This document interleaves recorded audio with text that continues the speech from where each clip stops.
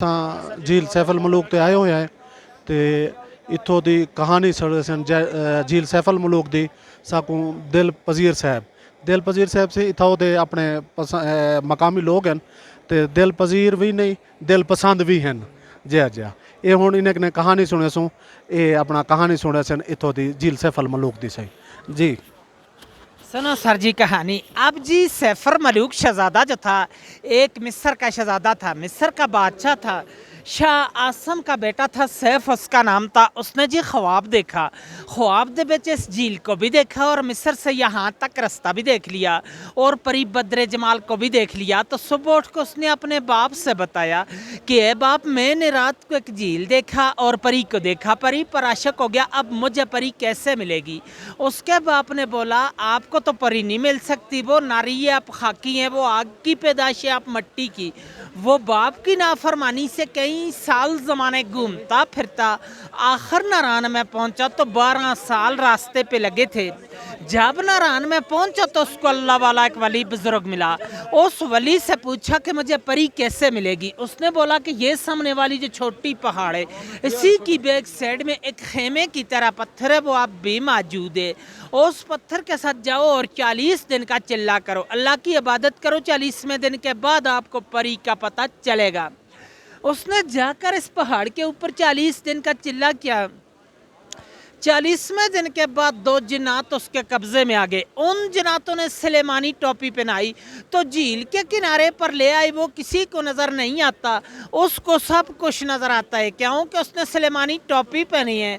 तो साथ उसकी सहेली थी और 8वीं वही मलका बदर जमाल परी जो ख्वाब में मिली थी। इस झील में नहाने के लिए आई कोएकाफ से। कोएकाफ जो है रूस के पास है, चेचनिया की तरफ है, रशिया में है। आकर सब ने अपना अपना लिबास उतारा तो इस झील में नहाना शुरू कर दिया। बदर जमाल का लिबास जो था वो जिन्होंने उठा के शहजादे को दे दिया, शहजादे ने अपने कब्जे में कर लिया। दूसरी सहेलियाँ लिबास पहन कर चला गई तो बदर जमाल अकेली रह गई, वो जा नहीं सकती थी। शहजादे ने उसको अपनी चादर पहनाकर नीचे नारान की तरफ ले गया, पर जो थे वो छुपा लिए। जब नारान में पहुंचा तो दूसरी सहेलियों ने जाके देव सफ़ेद को बताया। देव सफ़ेद जो था परी का आशिक मजाद मालिक तक परी हमसे जुदा हो गई है, पता नहीं है झील के अंदर डूब के मर गई या किसी चीज़ ने खा ली। बाहर की बात नहीं बताई कि शहजादा ले गया। देव ने आकर गुस्से के साथ अपनी एड़ी लगाकर यहाँ से सारे झील को तोड़ दिया, खारिज कर दिया कि शायद मेरी परी का पता चले। तो पहले ये आगे से सारा बंद ही बंद था, बहुत बड़ा एक तालाब झील था और वो छोटी गिरवटी के पीछे जो गैप जा रहा है वहाँ से पानी का रास्ता जाता था। देव ने यहाँ से तोड़ा है, तूफान गया नारायण के पास तो परी और शहजादे दोनों ने दुआ मांगी कि अल्लाह में बचा, तूफान आ गया। अल्लाह की कुदरत से एक सुरंग बन गया, दाएं साइड से भी तूफान गुजर गया और बाएं साइड से भी। परी और शहजादा दोनों बच गए। सुरंग अब भी मौजूद है नारायण में, सैफर मलूक होटल से 5 मिनट का रास्ता जाके देख सकते हैं। और देव ने गुस्से के साथ यहाँ से एक और छलांग लगाई तो देवा सही में लगा, देव का सांस चला गया परी के सदमे से।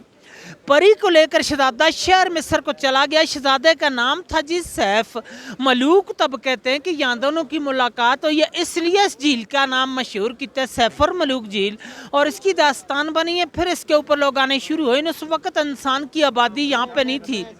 कोकाफ परस्तान था, परियों का देश था और आप इस वक्त 10,500 की हाइट पे खड़े हैं 27 समंदर से। वो सामने मलका पर्वत बर्फ वाली जो आखिरी चोटी है इसकी 17,500 फुट हाइट है। 7,000 यहाँ से ऊपर है, लेकिन आज दिन तक इस पहाड़ी को किसी ने सर नहीं कर पाया।